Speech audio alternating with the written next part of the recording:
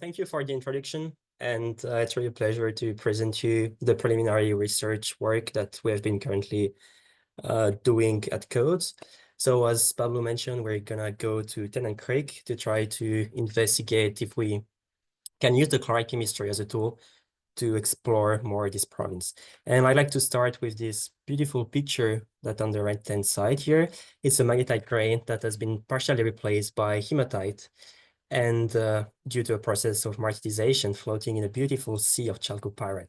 Beautiful example of the mineralization stage in Tennant Creek. Yeah, so the program of the talk, I'll try to keep it short. We'll first go for a geological context and then try to investigate why we're using the chloride as a vectoring tool in the Tennant Creek area. And there are two main questions that we can try to answer using chloride chemistries. How can we classify the Tennant Creek deposits first? And then is it possible to use chloride chemistry as a vectoring tool towards the mineralization? So for those who are not familiar with Tennant Creek, it's a big actual mineral province that's roughly 120 by 60 kilometers long and large. We're in the middle of the territory, roughly halfway between Darwin and Alice Springs, although we are a bit closer to Alice Springs. And this province has been exploited for over a century for diverse commodities. I'm going to talk about that in the next slide. It's one of the most important mining center in the territory. And yeah, all the geology is made of paleoproterozoic layers. So what you can see here, the green layer here corresponds to metasediments of the Warramunga Formation, and they are overlaid by a series of volcanics and sedimentary layers from the Ora-DG Corp. The Warramunga Formation has been intruded by diverse felsic from felsic to mafic intrusions, mostly porphyry and granites, and we also have the intrusion of diverse granites all over the province. Most of the deposits are hosted within the Warramunga Formation, and you may see here that they are following some kind of trends, following those blue lines. These are mostly shear zones, so the deposits tend to be structurally controlled in the region. In terms of metallogeny and the deposits in the region, it has been exploited mostly for gold, copper, bismuth, and also other metals, such as selenium. There's a bunch of different deposits. You may have heard or know most of them or some of them.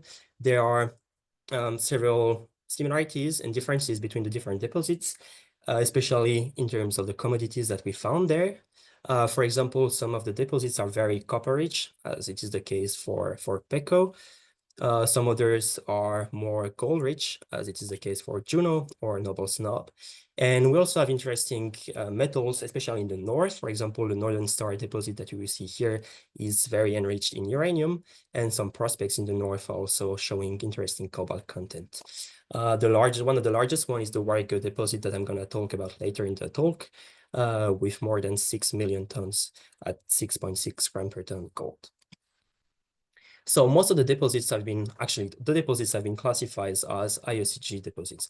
So IOCG stands for iron oxide copper gold system. It's a big family of deposits that comprises also, for example, Olympic Dam or some deposits in the Cloncurry district, such as Ernest Henry. And on the right-hand side, you can see a section, kind of scheme through a kind of average, let's say, Tennant Creek deposit. So the blue thing corresponds to an ironstone. It's made of magnetite, hematite, chloride that is intruded into the Warramunga Formation, sometimes following kind of structures such as shear zone. And those ironstones, they will be later by a sulfide stage, they will be infilled and intruded, more infill, let's say, by chalcopyrite, bornite, bismuthinite, sometimes gold, depending on the metal content that correspond to all the veining you see here. Chloride is present everywhere in the deposits, generally as part of the low metamorphic grade in the sediments, as part of the alteration, as part of the ironstone phase, and as part as well as the veining and the sulfide stage. So I said they have been classified as IOCG deposit because they show similar geochemical contents, similar formation involving different fluid mixing, as well as the same orogenic context. But compared to other big IOCG system, the alteration is very different. Here you can see that for basic IOCG systems, such as Ernest Henry or Candelaria in Chile, they display very wide alteration patterns, halos going over several square kilometers. That's not something we're finding in Tennant Creek. Basically, the chlorite alteration, the highly chloritized zone, extend for few centimeters to few meters away from the ironstone. So we have a very, very narrow alteration zone, and it makes Tennant Creek a bit different than the other deposits. It's also interesting to note that it's very enriched in bismuth. That's not a feature we may encounter in every IOCG system. So if we look at some picture of the rocks we may find in Tennant Creek, the sediments are mostly chloritized, either by the low-grade regional metamorphism or when they are altered as part of the alteration. Here is an example from Warrego, where we see the hematite magnetite body that has been later on infilled with the copper mineralization. So copper from gecko, and sometimes if we're lucky enough, we may see visible gold in the samples. Other minerals include bismuthinite, boronite sometimes, and especially in Peko and Juno, some interesting bismuth tellurites, such as pecoite or junoite, whose type localities are actually in Peko and Juno. In terms of exploration, the easiest way to explore in the region was to use the magnetics, because the ironstones are actually made of magnetite, so they show a very positive anomaly in magnetics. But the thing is, not all the ironstones, they are actually mineralized, so you may find ironstone bodies that do not have any mineralization. So actually, it has been really well exploited and explored in the past century. But no, the goal would be to try to find a new big discovery in the region. So one of the things that we can use would be to use geochemical tool to may find either blind targets. We try to understand better whether we are dealing with mineralized or barren ironstones. So one of the geochemical tools we can use is actually to understand and to investigate the chemistry of the chloride. So chloride actually is a group of phyllosilicates whose general formula is a bit complex. I'm not going to read it here, but basically the takeaway message is there's a lot of substitution happening within the chloride formula, whether we are dealing with major elements, but we also have a lot of trace elements that can be incorporated in the chloride lattice. And this variation in major and trace element can be used, as you will see later, as a proxy for mineralization in some cases. Chlorite is also an interesting tool because it's a widely distributed alteration mineral. We may find it as part of the green rock environment of porphyry copper systems, also as an alteration mineral in skarn deposits or in VMS, for example, and in IOCG systems. In the past decade, several studies, they have set up the use and described the use of chlorite as an interesting vector towards porphyry copper mineralization, porphyry copper deposit. On the right side, this is a figure that comes from the paper from Jamie Wilkinson et al. 2015, working on the Batuijao porphyry copper gold deposit. And you see that within the chloride, the titanium strontium content, as well as the magnesium strontium content, when you move away from the deposit, will tend to decrease. And studying these kind of patterns, they have been able to establish a chloride proximeter to understand the relationship between the chloride chemistry and the distance towards the mineralization. So such processes have been studied in porphyry copper systems, as well in other porphyry systems, in skarn deposits, in VMSs. But there is actually a lack of studies on the potential of chloride chemistry on IOCG systems. Knowing that we have a lot of chloride in Tennant Creek, the question is the following: can we use the chloride chemistry as a tool in Tennant Creek? And if yes, what's the potential? And as a little spoiler, the answer is, yeah, well, there is some potential for it. So the first thing we can do is actually to try to gather all the data available from the literature, from many different deposit types, and to try to compile it and see what are the trends between different deposit types. So doing that, you may see on the right-hand side of the screen, different box plot for silicon, iron, and magnesium. Different colors correspond to different deposit classes. There is overall roughly 100 deposits here. And we may see different values and kind of clustering between different deposit types. For example, in blue, light blue, we will have IOCG family, in dark blue, the Tennant Creek deposits, and in red, as an example, the porphyry. What's interesting is to see that the iron content is actually the opposite as the magnesium content. That actually makes sense because iron and magnesium within the chloride structure, they are sharing the same site. So basically high iron would mean low magnesium. There's a kind of substitution happening between those two. So the first thing that we can see here is basically that different deposit types, they display different patterns in terms of major element composition. For example, the chloride from porphyry is way more depleted in iron compared to the one from uranium deposits or from Tennant Creek and other IOCG system. And by doing so, we can try to see similarities between IOCG and our deposit from Tennant Creek. That actually kind of makes sense because they are being classified as the same group in terms of silica content, iron, and magnesium content. But they are very different than porphyry. And actually, if we look on this figure here, this is actually a PCA plot. PCA stands for principal component analysis. So this is a kind of statistical method that we use when we have a lot of variables to try to combine everything and to display only several variables in the end and to cluster the data in between different groups. And we see that the chloride from porphyry in red here is very different than the one from IOCG, polymetallic vein systems, or skarn deposits. And the one from Tennant Creek, which is the one with the triangles here, overlay exactly the pattern of the IOCG systems.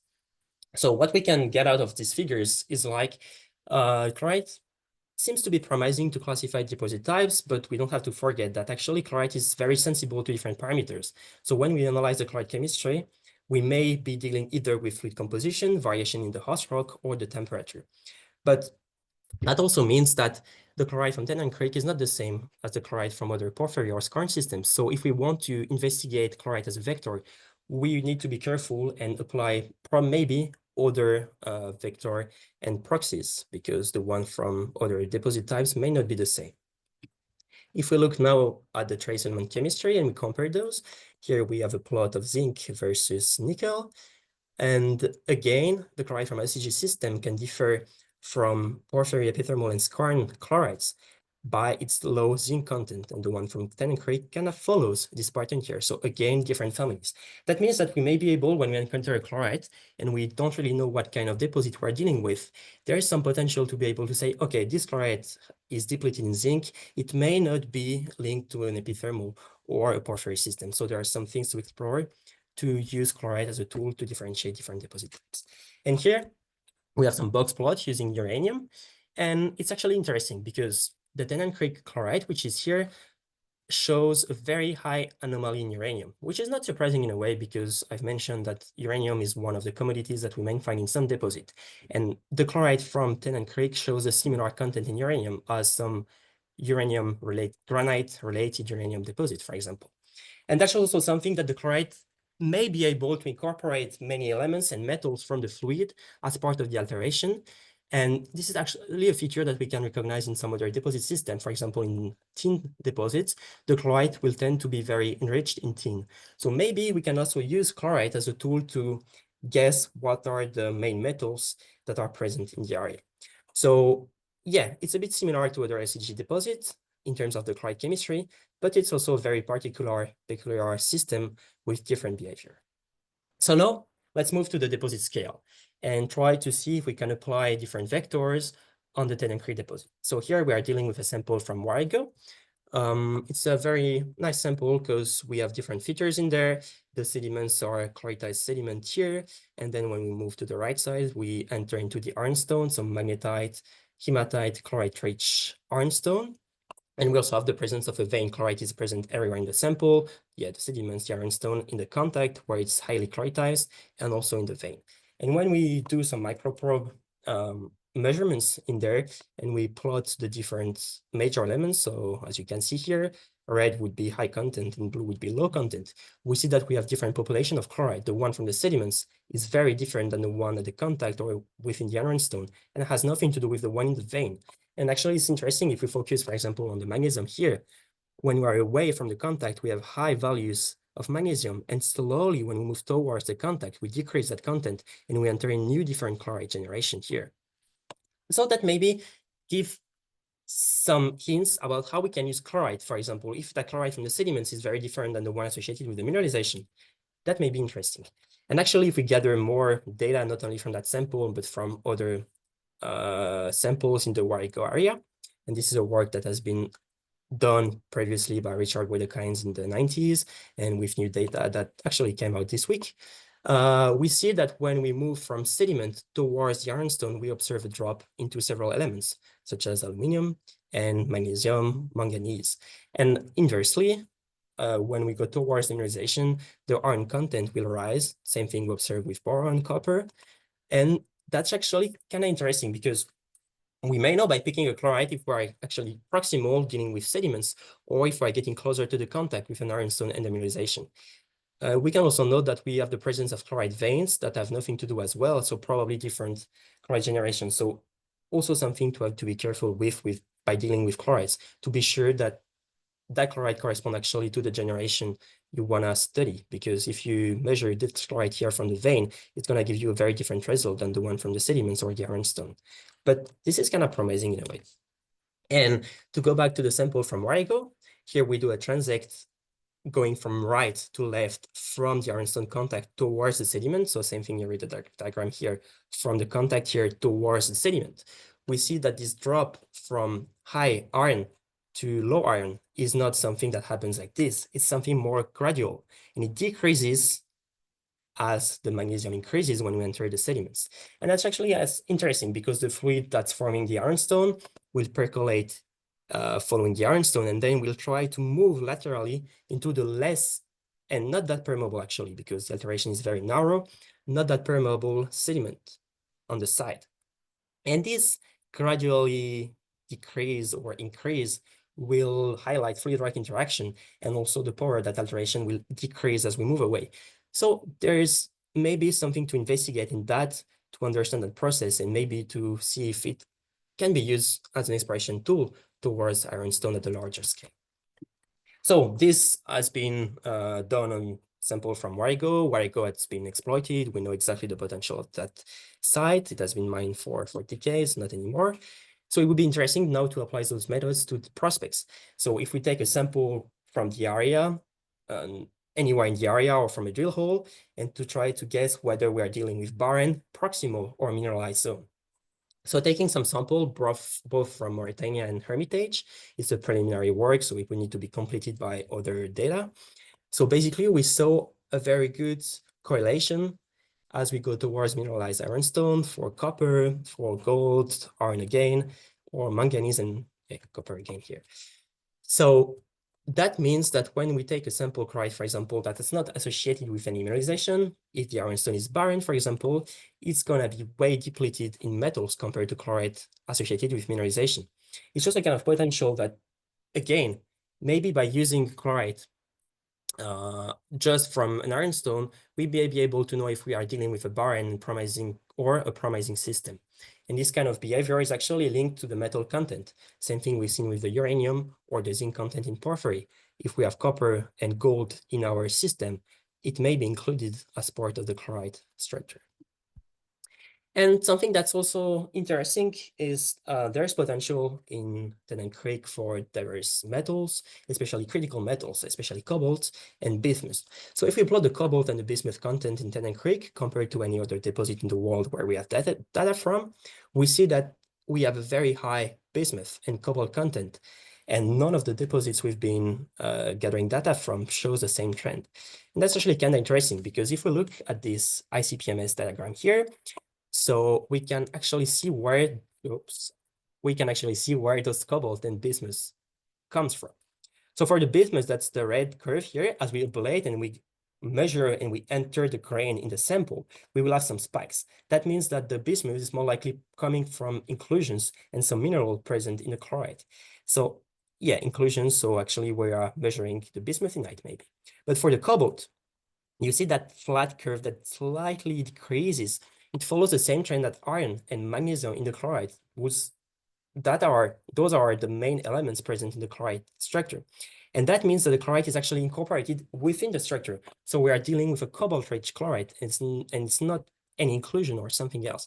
And that's interesting because those samples from Hermitage, they're actually associated with cobalt mineralization. This is a sample, you see the chloride, and you have cobaltite, which is a cobalt-rich mineral. So maybe there's potential to use chloride to target critical metal mineralization in the Tennant Creek area. So work to see in the future. So what are the perspectives then for exploration using chloride? First, that the chloride from Tennant Creek is very similar to other SCG systems based on their major element content, but when we look at the trace element contents, it's a whole different story. So we need to build a proper database for Tennant Creek that we will be able to apply for Tennant Creek.